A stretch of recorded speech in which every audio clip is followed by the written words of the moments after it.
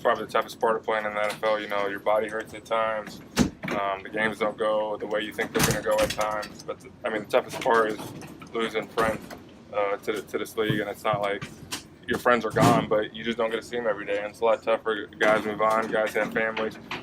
It's tough to stay in touch all the time, and so there's a lot of guys that may not be here. I mean, that's just the reality of the business. I don't know what the percentage was, but I'm sure it's around 35-40% of guys. I think the turnover rate from year to year, and a lot of these guys, I mean, I'm going to love them forever. Whatever anyone needs from me, they have my number. They know I'll be there for them, but at the same time, it doesn't make it any easier. Zach, what happened to your lasting memory of the season? I think the resiliency of this football team showed throughout the year. Faced a ton of adversity all year. Nothing was easy for us. Extremely tough to win football games in this league, but the resiliency of this football team, I think, showed through. Faced so much adversity in terms of injuries, in terms of quarterback changes, in terms of not executing at the beginning of the year. But guys never quit. We were in this place eight weeks ago, and it seemed like the world was crashing in around us from the outside, but guys didn't point fingers. Guys just kept battling. And I think the resiliency of this football team shows. What happened on the interception? Were you the first read there, or sorry? At the end of the game? No. The one that you got behind. Oh, you got behind Lattimore a little bit. Yeah. I got to make the play on the ball better. I think we run the play a million times, and 99 out of 100, it's either my ball or no one's ball. And I tried to come back for it, high point the ball, and he just made a great play. He was between me and the quarterback, and I got to knock the ball out and become a defender at that point, and I didn't do a good enough job. Did it feel like they kind of sort of seized momentum on them at that moment? I don't know. I mean, we were up 14-0, and we were up at halftime, right? 14-10, I believe. So, I mean, they're just a good football team. They held the ball at times on offense for extended times. I think one of their drives seemed like it took an entire quarter of that third quarter. And, I mean, Drew's playing at a high level, and that team is playing at a high level, and it's tough to win in the Dome. But at the same time, we gave ourselves a chance, and that's all you can ask. Guys battled to the end, no matter what was going on, no matter how many injuries we faced, no matter how much adversity we faced, guys battled to the end. And does it make it any easier? No.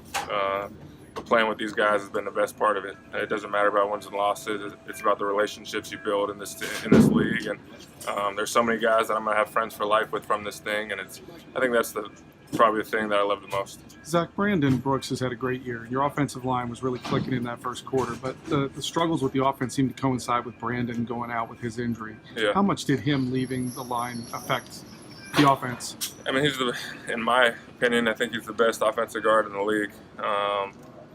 He is the most consistent player, one of the most consistent players I've ever played with. He's the same person week 1 or week 17 or in the playoffs. The guy is literally the same, dominant each and every week. And he's a heck of a football player. It's tough when you lose a guy like that to an injury like that at that time. I think everyone understood the injury. Everyone kind of saw what was going to happen, that he wasn't probably going to not be back. And it's tough. I mean, he's such a good player. He's such a good leader of this football team. And can't take anything away from him. He's a phenomenal player. I thought Wiz came in and battled his butt off. I mean, I think we were just really close after that, and we were just really close continually, and we were really close this whole season. It just didn't work out. Hey, Zach, Alshon only had 2 drops all season long. It's been huge in what you guys do. Yeah. Did you get to talk with him afterwards to kind of pick him up? Yeah, of course. I mean, he's one of the best players on this football team. That game wasn't decided by that play. 1, 2, we wouldn't change the play call. 2, and 3, we're not in this situation without him.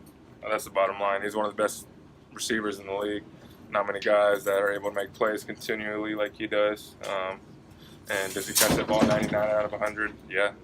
999,999 out of a million? Yeah. It's just tough to end like that.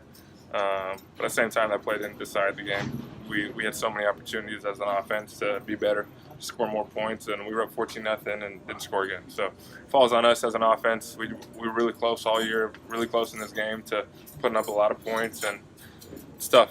That's the bottom line. And is he going to be thinking about it probably for a long time? Yeah. But he should know that play didn't decide this game. Zach, your perspective on the touchdown early,